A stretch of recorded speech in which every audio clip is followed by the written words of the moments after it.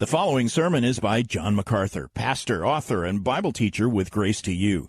If you've never contacted Grace to You, we want to send you a free booklet by John that unpacks 15 Greek words in Scripture that explain a stunning paradox, how a God of perfect justice can show mercy to sinners who deserve only punishment.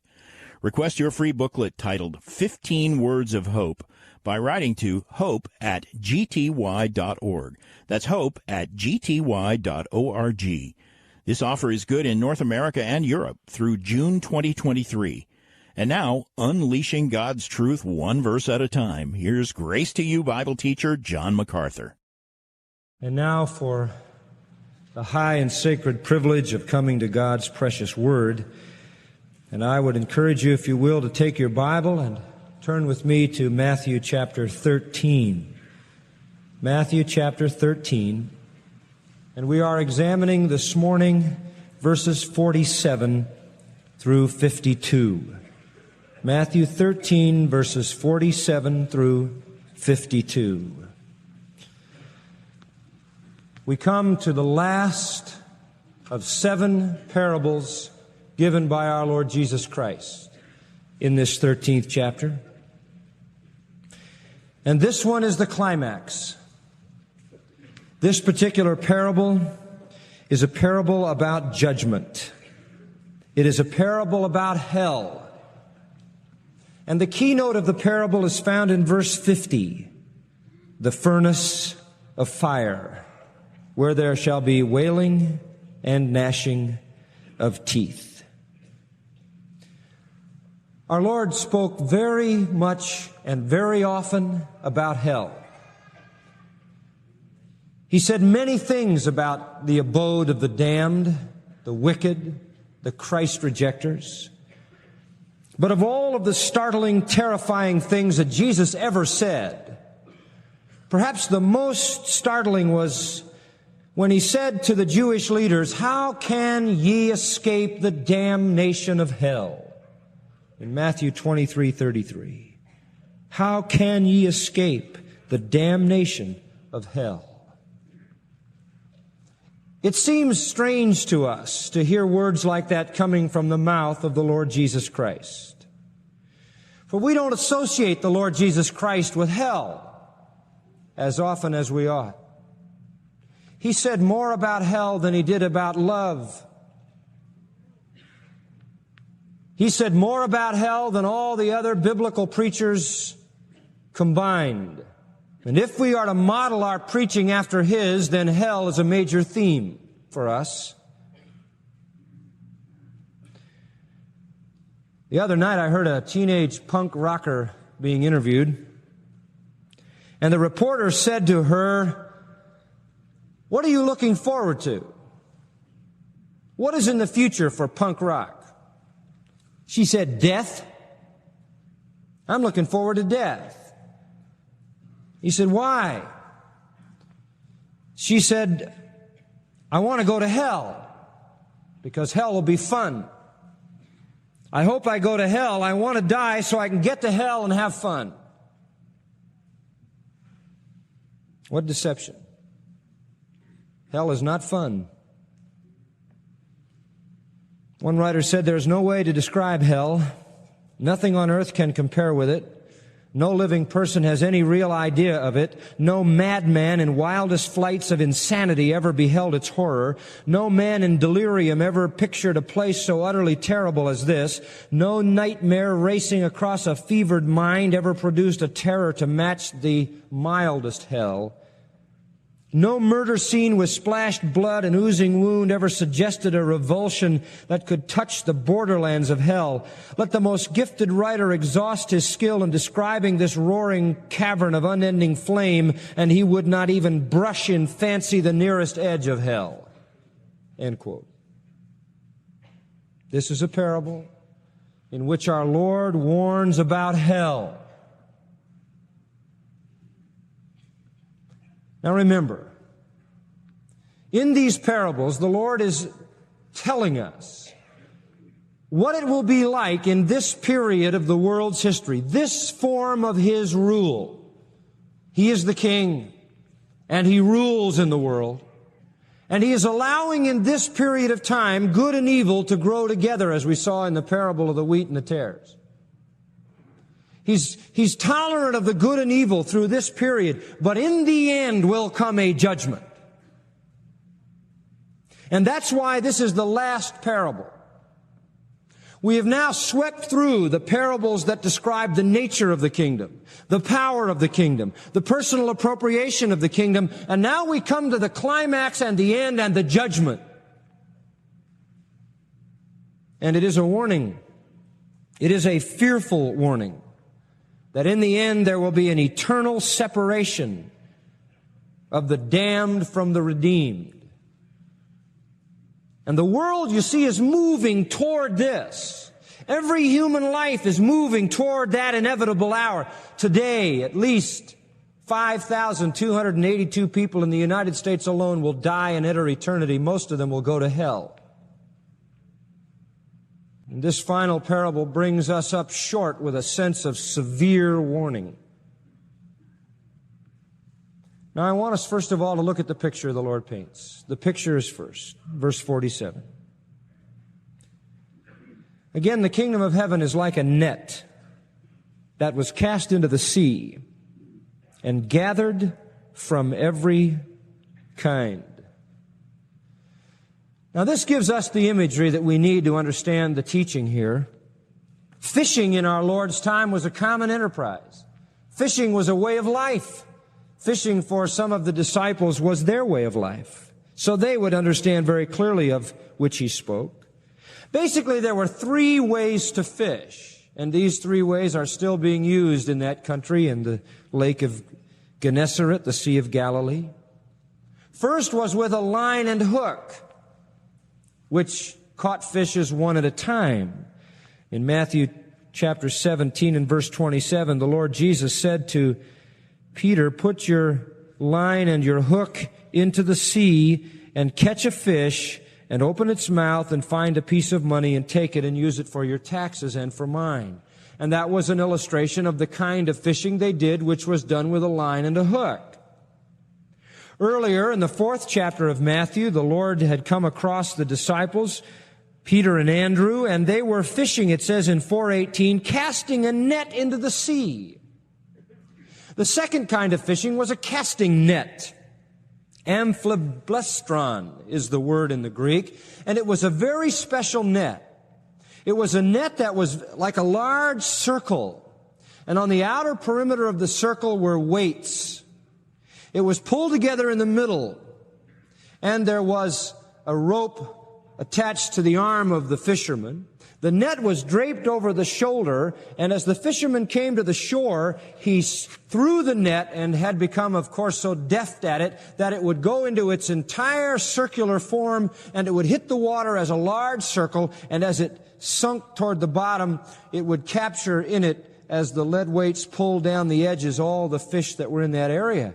So the fisherman would watch until he saw the school of fish, and then he would spin that thing and it would open its full circle and capture the fish, and then that cord attached to his wrist would be pulled tight and it would pull the net together until he had a sack, and he would drag the net onto the shore full of the catch.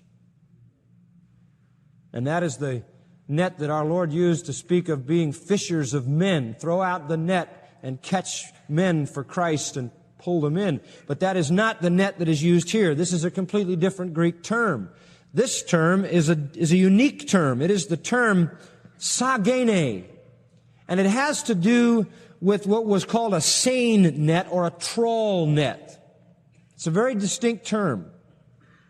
It speaks of a very, very large net. Now, when I say very large, I mean very large. Lenski, the commentator, says that some of these nets covered 1/2 mile of area. Very large net. A net that could not be worked with the hand of a man. How it was used is very simple to understand. One end of this large net was attached to the shoreline. The other end was attached to a boat. As the boat left the shore, it pulled the net into a form where the net was stretched between the boat out in the lake and the net hooked to the shore. Then the boat would begin to move in a circle. And as it moved in a circle, it would sweep into this massive net, all the life in front of the net. It would complete an entire circle, come all the way back to where it was attached, and would have gathered into that entire net all the life that was in the sea covered by that net. Because the top of the net had floats, it floated on the surface of the water. The bottom of the net had weights. It sunk to the bottom so that the net moved through the sea like a vertical wall, capturing everything. Now, what our Lord wants us to understand in this net is basically two things. One is the immense size of the net, and two is the fact that it brings in everything. A conglomerate, inclusive catch.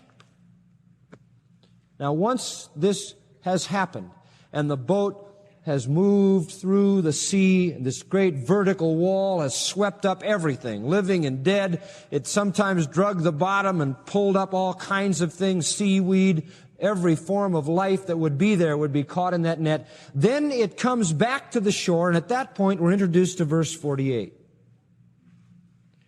And when the net was then full, they drew to shore and sat down and gathered the good into vessels, but cast the bad away. Now, the central figure of the parable is a group of fishermen. They're on the shore in verse 48.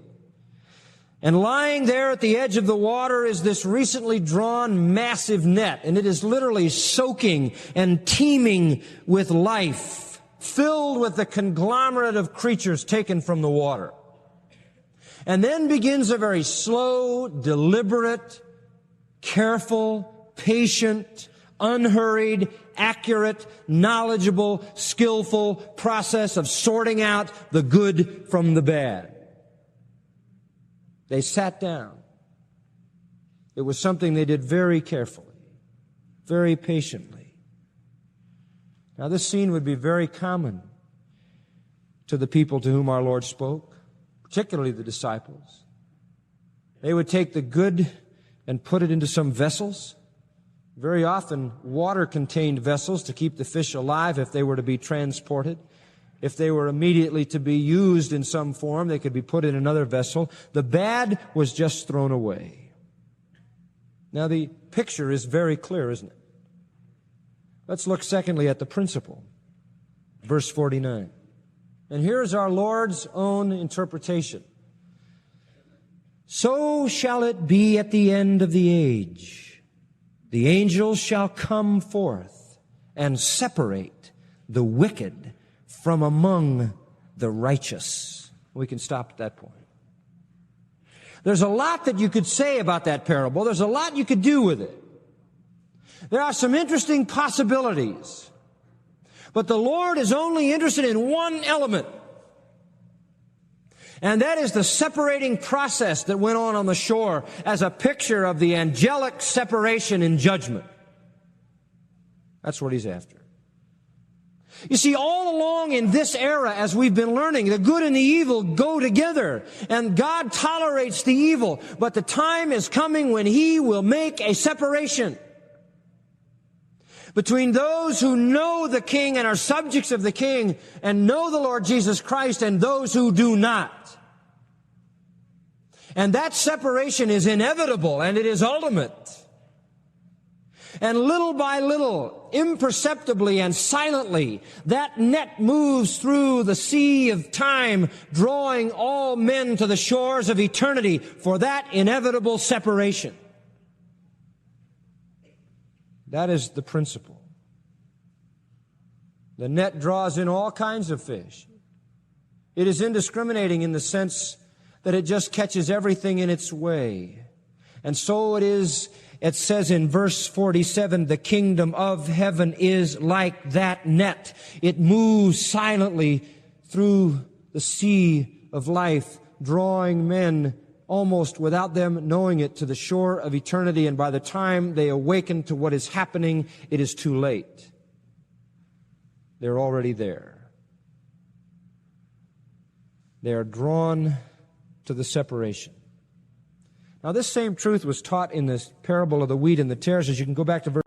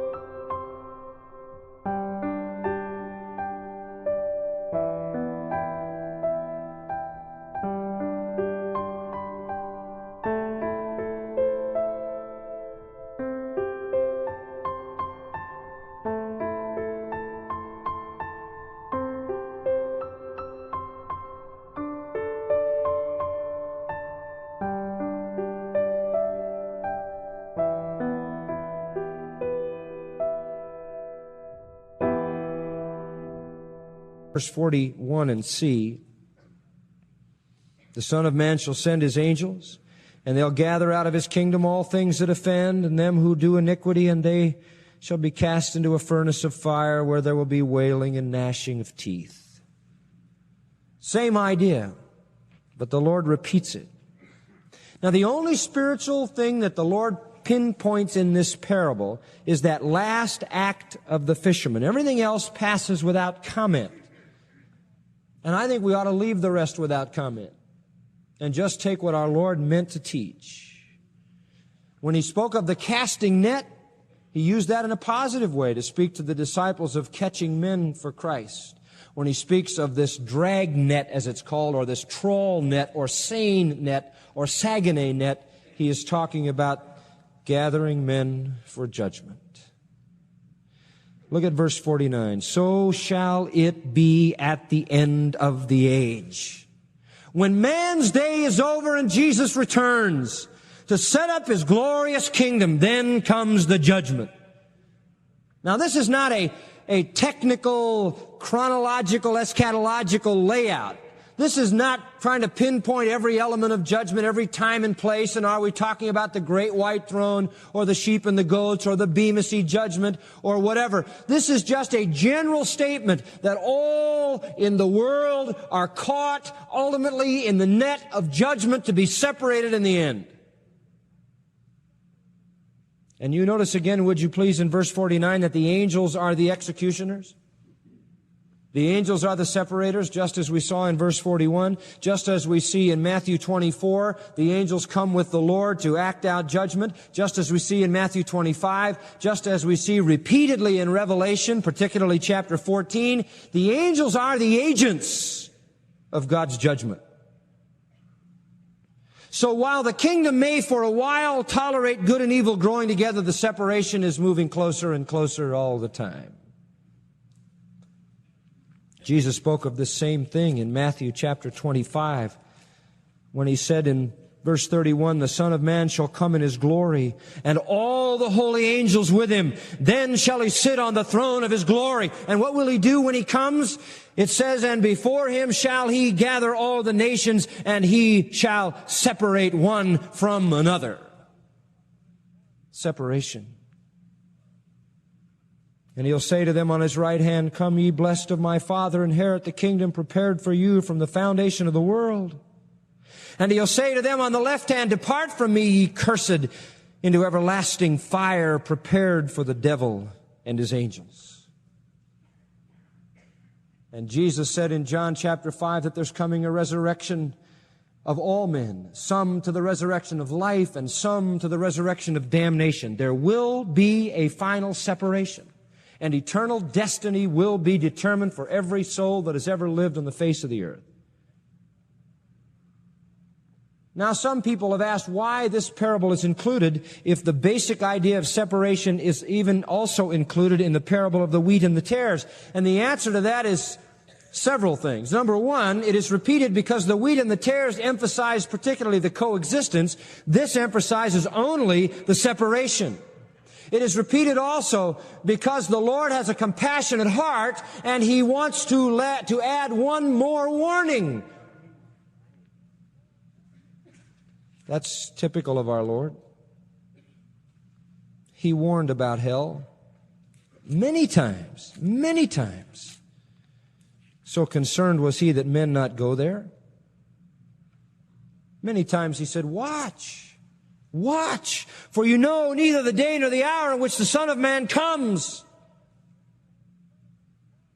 Many times He warned the people not to take lightly their sins, because there would be the inevitability of the accounting that God would make. He talked about the days of Noah, that men would be living in ease and apparent prosperity and happiness, going through the motions of life, and there would come horrifying judgment. He warned again and again and again. He told men that through His prophet John the Baptist that He would come with unquenchable fire to burn up those that were lost. He looked out at the world in Matthew 9 and He saw a harvest moving toward judgment. He was compassionate enough to see men on the way to damnation and call to them. And so that's why this is here. It emphasizes the separation that is the end of this age, and it gives the Lord a chance to release that compassionate heart. You see, the Bible says God has no pleasure in the death of the wicked. The Bible says that He is not willing that any should perish. The Bible says that God our Savior will have all men to be saved. Jesus wept over Jerusalem and said, "Oh, Jerusalem, Jerusalem, how oft I would have gathered thee as a hen gathereth her brood, but you would not. You will not come unto me," He said pensively, "that you might have eternal life." His heart of compassion is one that warns because He loves. Now look again. The kingdom of heaven is like a net. And you can see the vividness of this imagery. That net moves through the world. It is invisible to those around who can't yet see it. And if perchance it touches the back of a fish, the fish simply flits a little further ahead and enjoys the freedom he thinks is his permanently. And men live in this world imagining themselves to be free, moving about, fulfilling their own desires, going here and going there as they will, with little knowledge that the net comes closer and closer and closer. People float about in the liberty of the wide, deep sea of life, not knowing the invisible lines of judgment move closer and closer and closer.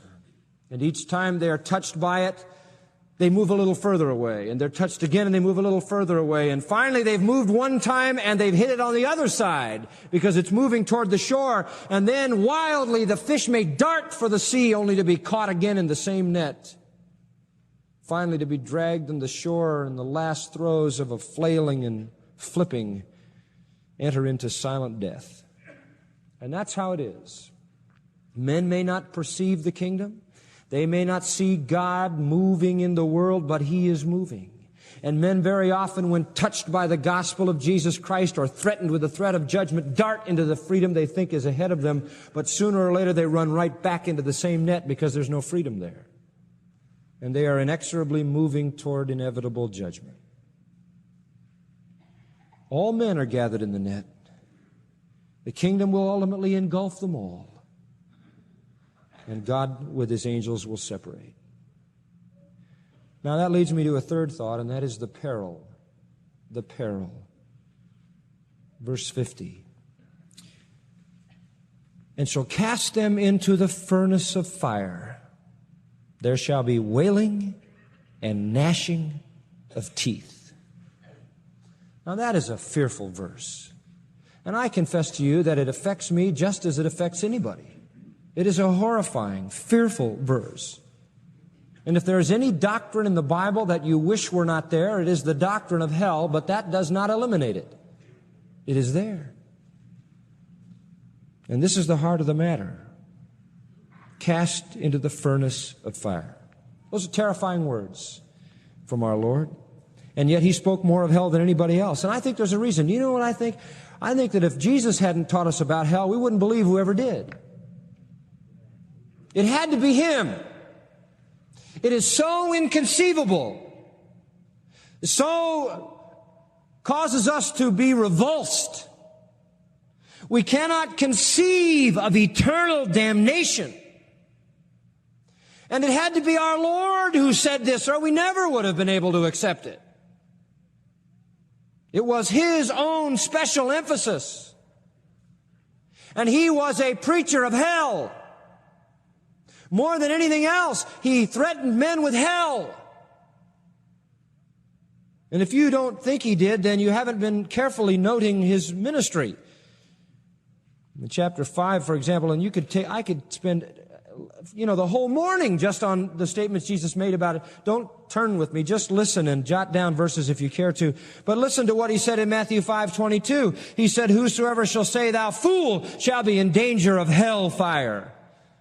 In verse 29 of chapter 5, if your right eye offend you, pluck it out and cast it from you, for it is profitable for you that one of your members should perish, and not your whole body should be cast into hell. Verse 30, if your right hand offend you, cut it off, throw it away, for it is profitable for you that one of your members should perish, and not that your whole body should be cast into hell. In chapter 7, verse 27, He said, and the rain descended and the flood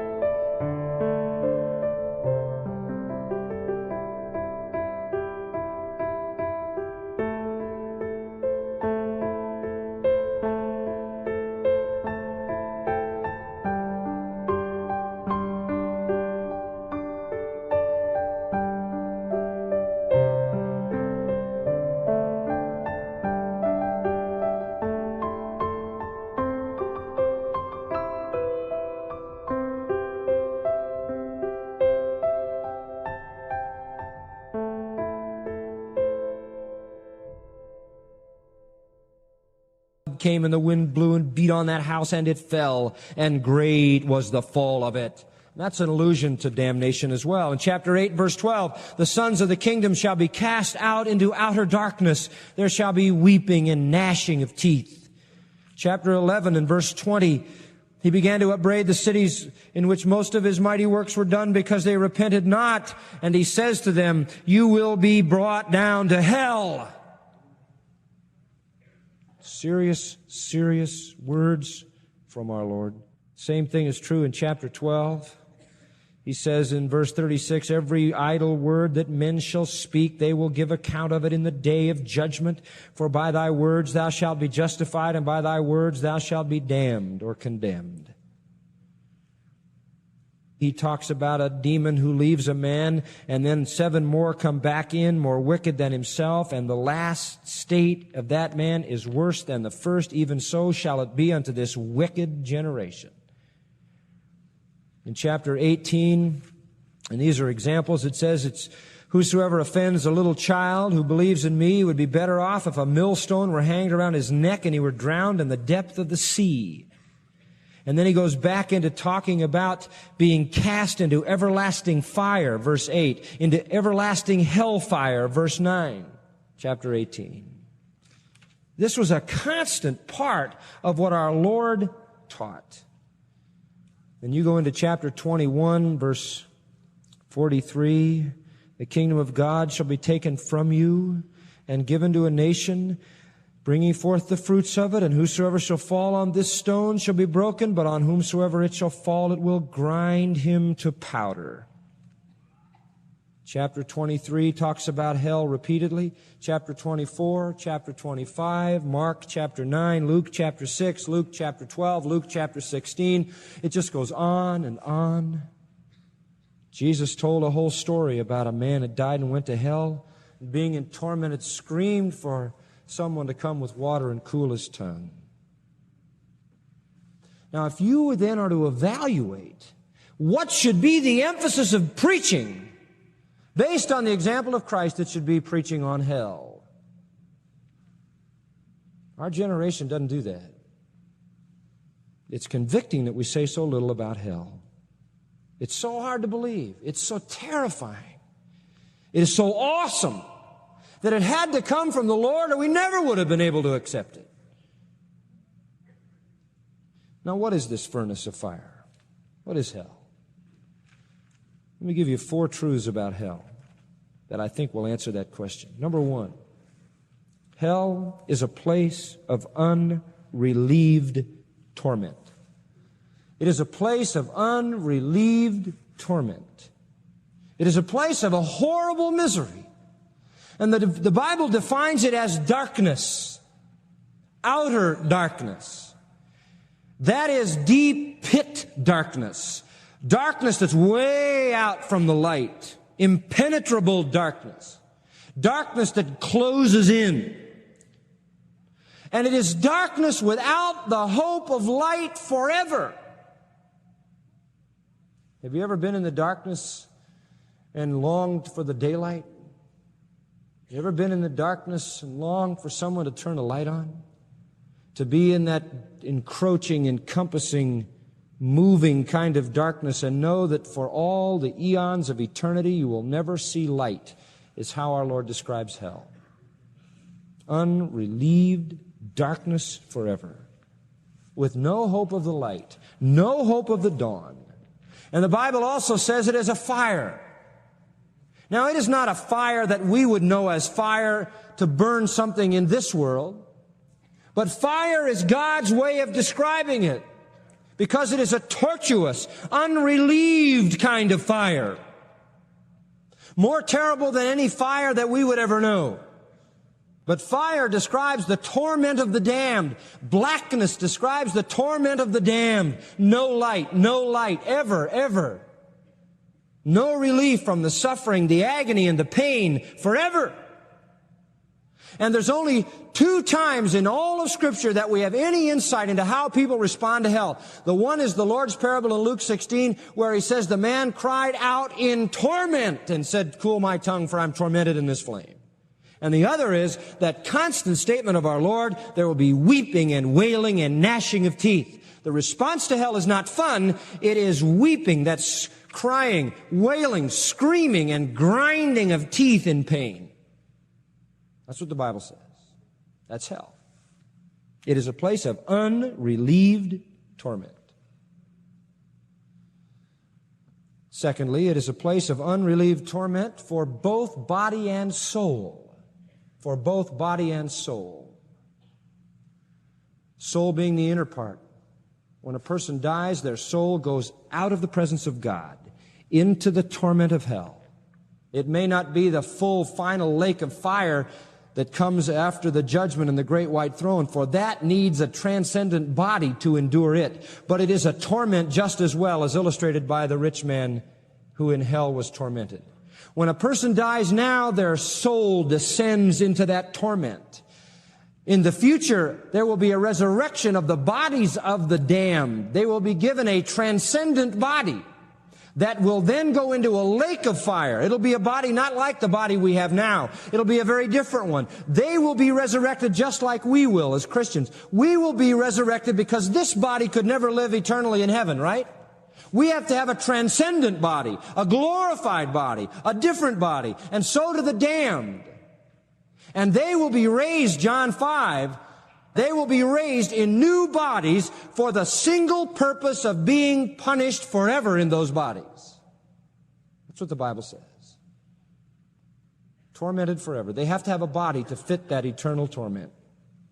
And that's why Jesus in Matthew 10:28 said, "Fear not them that can destroy the body, but fear him who is able to destroy both soul and body in hell." You see, hell is soul and body. Some people think it's just bad memories. No, it isn't just bad memories. It isn't just the inner thinking processes. It is that body as well. Transcendent, eternal bodies, greater than anything we have on this earth, are going to be given to the damned so that they can suffer in those bodies forever. And that's the only reason that they'll have those bodies. With the present body, man couldn't endure hell. The body that we have now would be consumed in a moment. So as God fits the redeemed with new bodies for heaven, He fits the damned with new bodies for hell. We know a little about them. From two things the Lord said. He said, first of all, the worm dieth not. Now, what did He mean by that? When a body goes into the grave into decay, worms descend into that body and they begin to consume that body, and the worms will die when the food is gone. So once the body is consumed, the worms die. But in hell, the worms never die, because the body, though it is continually being consumed, is never consumed. So the worm never dies. In other words, the Lord was saying the unrelieved torment of body goes on and on. And it says also, the fire is not quenched. Now, a fire always goes out when the fuel is gone. But the fuel will never be gone. Though the burning goes on, the fuel is never consumed. And so you have unrelieved torment of body and soul. And that brings me to the third thought. You have in hell a place of unrelieved torment of body and soul in varying degrees. In varying degrees. In other words, for some people, hell will be worse than others. For all who are there, it will be horrible. It will be ultimate suffering. There will be no relief for that, but there will be even more severe degrees of suffering for some. It says in Hebrews 10 of how much more severe punishment shall they be thought worthy who have trodden underfoot the Son of God and counted the blood of the covenant an unholy thing. People who have stepped on Jesus Christ, who have rejected His cross, will know a greater hell than those who have not. There will be degrees, just as there will be degrees of reward in heaven. We saw that also, I think, in Matthew chapter 11, when it said, it'll be more tolerable for Sodom than for you. In other words, that's only relative. It isn't going to be tolerable for anyone, but it'll appear to be more tolerable for them than for you because of what you've experienced. You had Jesus Christ in your city. They didn't. You rejected Him with more light. Therefore, hell will be more severe for you. And then you have, of course, that incredible parable in Luke 12 where the Lord says to the servant who knew and didn't do right, many stripes. To the servant who didn't know and didn't do right, a few stripes. So hell will be unrelieved torment of body and soul in varying degrees. But John Gerstner says, hell will have such severe degrees that a sinner, were he able, would give the whole world if his sins could be one less. And fourthly, hell is a place of unrelieved torment for body and soul in varying degrees endlessly. Endlessly. The worm never dies. The fire never goes out. The light never breaks. The sweet relief of death never comes. Endlessly. The only reason or the only way in which we in this life can even make it through trials and pain and suffering and disease is because we believe there'll be an end to it. But they won't have that. You can imagine the resultant insanity that will come. And you say, are you sure it's everlasting? It's just as everlasting as heaven is, because in the same verse the Lord used the same terms. Matthew 25:46, these shall go away into everlasting punishment, the righteous into everlasting life. Whatever everlasting life is in terms of its length, so is everlasting punishment. That's hell. God never prepared it for people, prepared it for the devil and his angels, but people choose to go there. Inconceivable misery. Some people have been in this kind of torment in their souls, waiting for that body for thousands of years, and they're no closer to the end than they were when they began.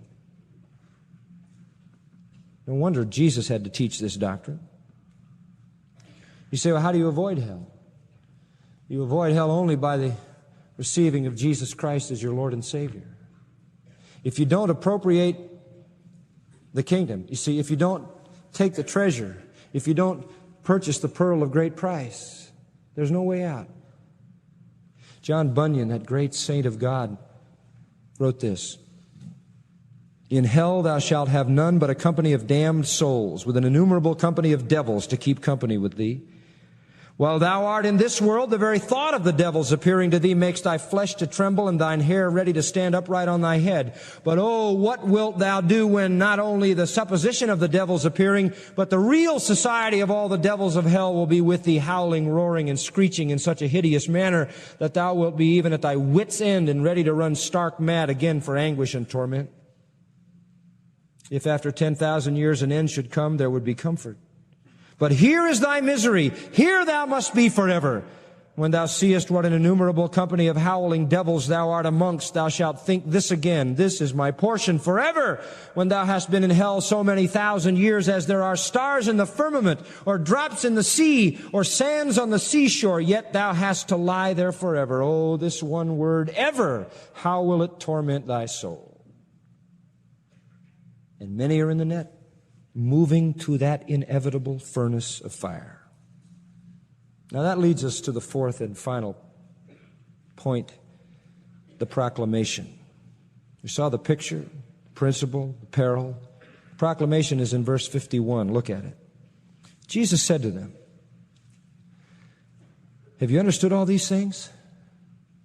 Literally, the verb understood is put it together. Have you put all this together? Have you got this all put together in your minds? That this form of the kingdom has good and evil going together? That the good is going to continue to permeate, continue to grow, continue to influence? That in order to be a part of the kingdom, you have to purchase by giving all you have for all Christ is? Have you put it all together? And do you see that it's going to go along like this with good and evil until the end, and then comes a final separation? Do you have it? And they said unto him, yes, Lord. We understand it. We understand it. And I believe he accepted the correctness of their affirmative answer. Otherwise, he couldn't have said what he did in verse 52. He's saying to them, do you understand this? Why does he say that to them? Listen to me. Because back in 938, he saw the world as a harvest moving to judgment. He saw that God would come and put that sickle in the harvest. And he said, pray with me that the Father would send forth laborers, send forth people into his harvest to warn men. And so in chapter 10, he called the disciples, didn't he? And in chapters 11 and 12, He trained and prepared the disciples.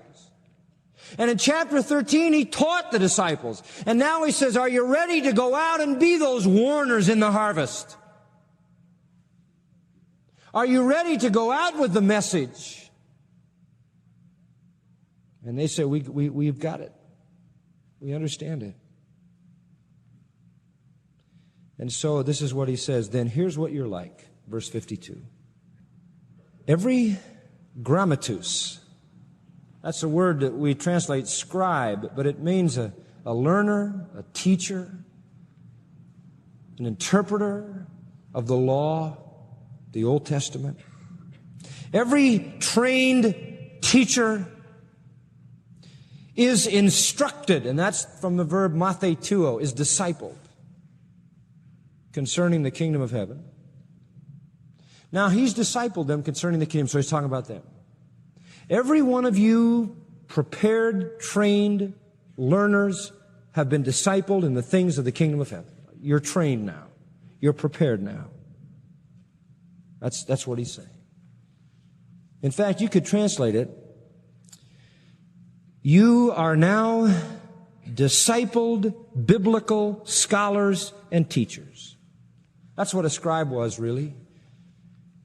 He was a student, an interpreter, a transmitter of Scripture. He was known as a theologian, a lawyer, and a teacher and preacher. They were members of the Sanhedrin. They were acknowledged authorities on the Old Testament and tradition. They were called rabbi. They were influential. And He's saying, I've done the same to you, just like the Jews do with their scribes. I've discipled you. I've made you into discipled biblical scholars and teachers. And now here's what you're like, verse 52. You're like a man who is the head of a house, who brings out of his storehouse things new and old. What does that mean? The Lord says, now I've discipled you. I've trained you. I've prepared you. I've nurtured you so that you could be the laborers to go into the harvest and warn men. And now you are like a man who is the head of his house. And the man who was the head of his house had a storehouse. And out of that storehouse he dispensed to people their needs. They needed a certain kind of food. They needed a certain kind of clothing. They needed a certain kind of care. Whatever it was they needed, he dispensed. And he was wise enough to dispense the new and the old, so he didn't always give out the new so that the old ultimately became useless. It's kind of like the leftovers, you know. Once a week you're going to get them, because if you don't get them, they're going to get thrown away ultimately. And the wise head of a household dispenses the old with the new in balance, being a steward of everything that he possesses. And the Lord says, this is what you're like. Now you have a storehouse. And that storehouse is full with old and new. What do you mean? They knew the Old Testament, and now they had heard the mysteries of the kingdom. They knew the old covenant truth, and the dawn of the new covenant was coming upon them. They could not only tell them about the Old Testament and Jewish tradition, but they could dispense the new mysteries of the kingdom, right? They were one up on the scribes. All the scribes had was the old stuff. The old stuff, the old stuff. But he says, you're the householder who has the old and the new, and in perfect balance. God called you and trained you and prepared you to spread it out. It's an interesting verb it's used there. It says the man who's the head of a house brings forth. It literally means to fling out or to scatter abroad. In other words, you've got all this treasure now. Fling it out. It talks about liberality and richness. There's a lot there. Now that you've been discipled, and now that you are trained biblical scholars and teachers, fling it out. Give them the old and the new in perfect balance. That which God said in the past and that which is new in the form of the kingdom. Now you see what he's saying to them? This all comes out of chapter 9, verse 38. Men are on their way to hell. Now I want you to see how the kingdom is going to be, good and evil, but ultimately it's going to end in a separation. And now you know this. Now dispense it. Proclaim it. Beloved, I submit to you that our message based on this is hell. That's our message. The world is going to hell. In the parable of Matthew 22, the Lord gives a very similar illustration. There's a wedding. Lots of people show up at the wedding. But then the king comes in. And the wedding has gathered everybody. But the king comes in and he sees this guy who doesn't have a wedding garment. He says, "What are you doing here? You don't have a wedding garment." In other words, you got caught in the net of the kingdom, but you're not really one of the real ones. You don't have a wedding garment. And it says the man was speechless. He had nothing to say. He had no claim to make. And the Lord said, "Tie him up and throw him into outer darkness. For many are called, few are chosen." Same principle. The kingdom net catches a lot of people, but not all that are caught are going to be part of the kingdom. We have a tremendous responsibility. It's given unto us to know the mysteries of the kingdom, isn't it? But unto them it isn't given. We have what they need. And Paul said in 2 Corinthians 5, "Knowing therefore the terror of the Lord, we persuade men." If you can't get your heart exercised about the fact that people are dying and going to hell every second you breathe, then there's something wrong, isn't there? That's the epitome of selfishness. Our Christianity today has lost this somehow. Recently, just 2 days ago, a thing came across my desk from a Christian broadcasting organization. They were sending us their policy for programming. This is what it said. I won't tell you the name of it, but such and such a broadcasting network wants to be a good neighbor to the variety of listeners. And then it lists all different kinds of people. Therefore, when you are preparing your program for these stations, please avoid using the following: criticism of other religions, conversion, missionaries, believers, unbelievers, Old Covenant, New Covenant, church, the cross, crucifixion, Calvary, Christ, the blood of Christ, salvation through Christ, redemption through Christ, the Son of God, Jehovah, or the Christian life.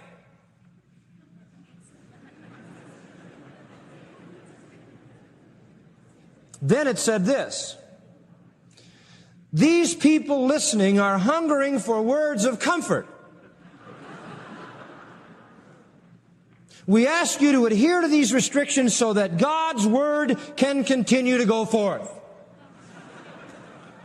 Please help us maintain our position of bringing comfort to this suffering people. That's not comfort. That's damnation. False comfort damns people. You must tell people the truth. Well, let's pray. Now we know, Father. Now we know. Have you understood these things? Yes, we understand. Then we are trained biblical scholars and teachers who are to be like the head of a house, flinging out this treasure of both old truth and new, that men might be warned of the harvest, the separation, the net. Father, help us to be faithful, to set aside the frivolity and foolishness of life for what really matters: men's eternal souls. Father, I pray that you'll bring to the prayer room those who need so much to come. May no one in this place think they can escape the net. May no one think it isn't true. May your Spirit drive them to embrace Christ, that they may know the joy and bliss of eternal life here and now and forever in your presence. For Christ's sake, amen. You've been listening to John Macarthur, Bible teacher with Grace to You. For free access to all of John's lessons and a listing of study Bibles and books available for sale, visit Grace to You's website at gty.org. John Macarthur and Grace to You reserve all copyright protection under applicable law. Our copyright policy is available at gty.org, and it includes instructions for and limitations on duplicating this digital file.